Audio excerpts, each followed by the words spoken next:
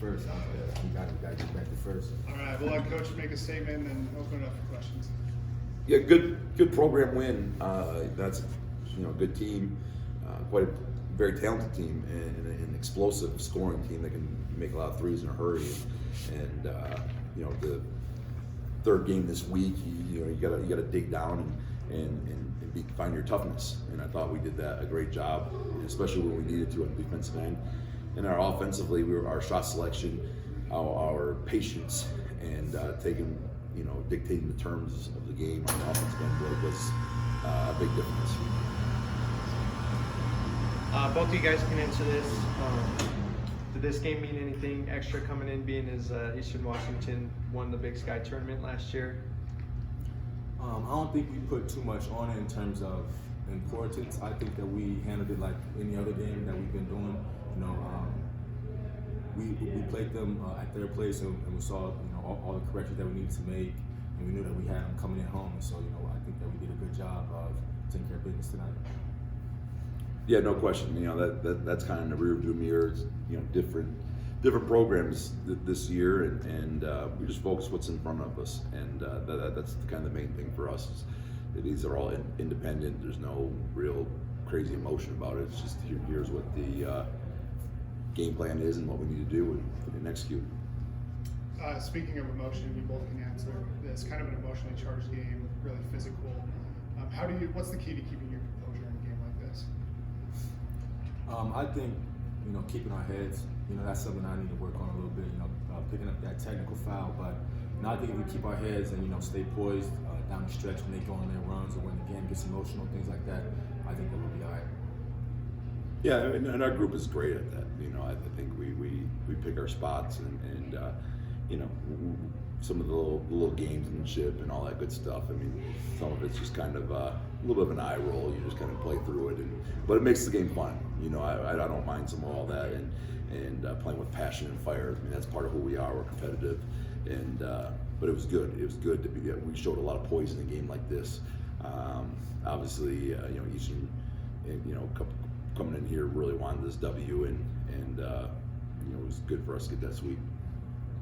Coach, Mason Fawcett wasn't out there today, obviously. Big impact loss there. Hopefully he's not out too long. How did his absence impact the game? Yeah, I mean, Mason's an important member of the team. He brings a lot of stuff that helps the other guys be at their best, and just like the other guys do for him. And Mason's such a competitive, battler down in the paint. He rebounds for us. That was a kind of point of emphasis. Like, hey, we need to show that we can continue to win the rebound battle, without one of our best rebounders, and continue to space the floor. And I thought Harrison comes in, plays 36 minutes, gets 14, 6, and 5, and filled a little bit of that gap. Marquise came in, gave us great minutes, and we have very good players. We have a lot of depth. We have a lot of guys that I believe would be starters across this league that are sacrificing to be part of something special here. Teb, you've been scoring at a really high rate like you usually do, but the last couple of weeks you've really been rebounding the ball at a higher rate. What have you done with your game the last few weeks to be able to do that? Well, I think I just locked in a little bit more than I was before. Focusing on rebounding more, which is something that I knew that this team needed in order to be successful, and being that leader on the offensive end and on the defensive end with creating for others and scoring the basketball. And so that's kind of what's been my focus as of late. I wasn't really doing that early on in the season, but I feel like I've been doing a really good job doing that this year. Coach, the game opened up with the early 14-2 deficit.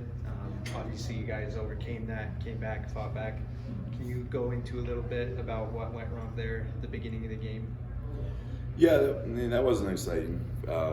We were just got a couple turnovers and a couple loose balls. You get all of a sudden you get 3 turnovers in that first little 4 or 5 minutes and 2 offensive rebounds given up. That's 5 possession swing, and but we weren't concerned.